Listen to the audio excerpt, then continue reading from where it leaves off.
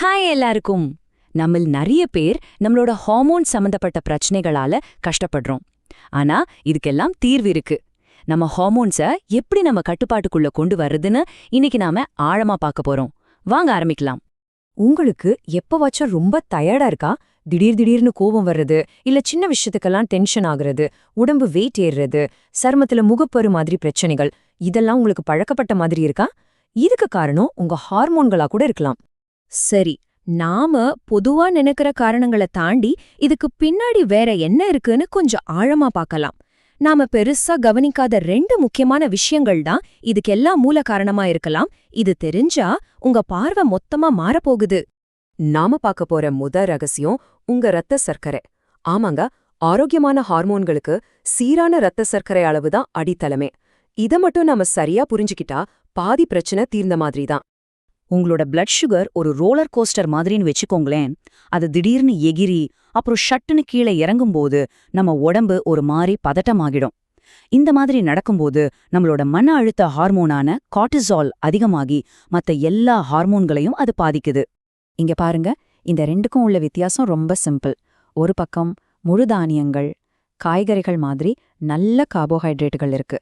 இதுங்க ஆற்றலை மேதுவா ரிலீஸ் பண்ணும். இன்னொரு பக்கம் வெள்ளை சக்கரை, மைதா மாதிரி உணவுகள் இருக்கு.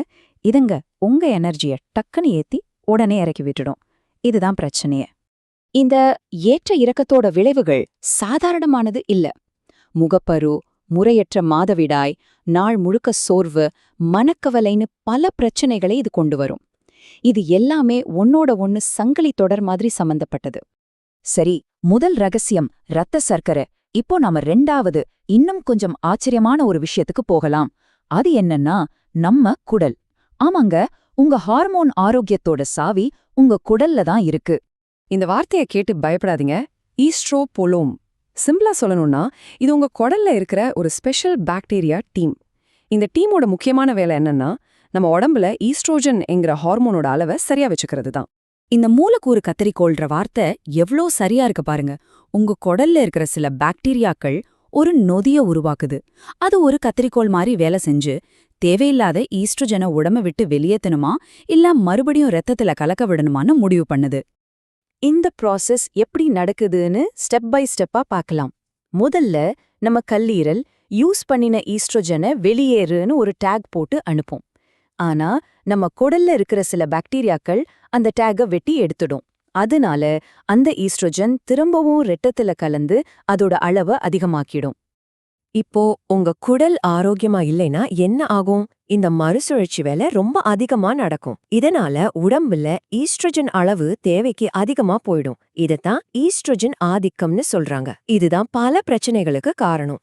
ஓகே, இவ்ளோ நேரம் பிரச்சனைகளை பத்தி பேசிட்டோம். இப்போ இதுக்கு என்ன தீர்வுன்னு பாப்போமா? வாங்க, நம்ம தட்டை எப்படி ரெடி பண்றதுன்னு பார்க்கலாம்.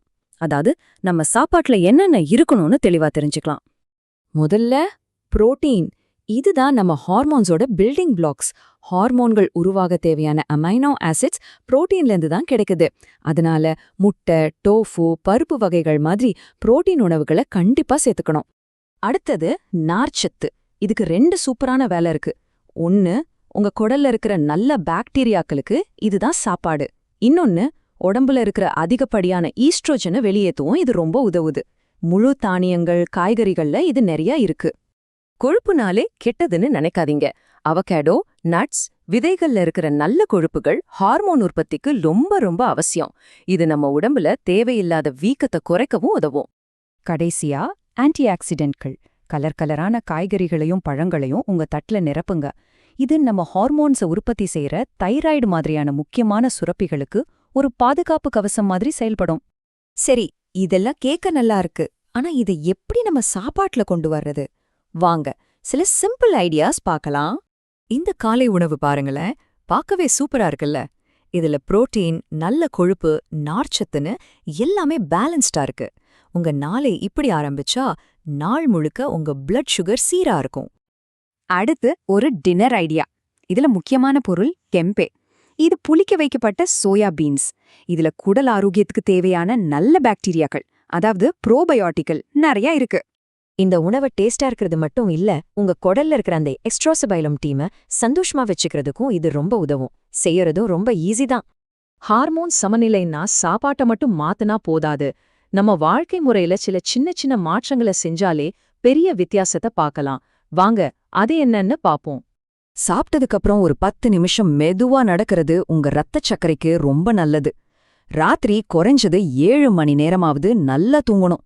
அதே மாதிரி மன அழுத்தத்தை குறைக்க தியானம், மூச்சு பயிற்சி செய்யறதும் உடற்பயிற்சி செய்யறதும் உங்க ஹார்மோன்களுக்கு நீங்க செய்யற மிகப்பெரிய உதவி.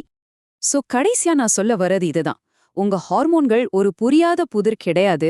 அது உங்க கண்ட்ரோல்ல தான் இருக்கு. நீங்க தினமும் எடுக்கிற சின்ன சின்ன முடிவுகள் மூலமா நீங்களே அதை சரி பண்ண முடியும். நீங்க சக்தி இல்லாதவங்க இல்ல. இப்ப உங்களுக்கு அந்த 2 முக்கியமான ரகசியங்களும் தெரியும். ஒன்னு இரத்த சர்க்கரை, இன்னொன்னு குடல் ஆரோக்கியம். இந்த அறிவோட உங்க ஆரோக்கியத்தை உங்க கையில எடுக்க நீங்க தயாரா? யோசிச்சு பாருங்க.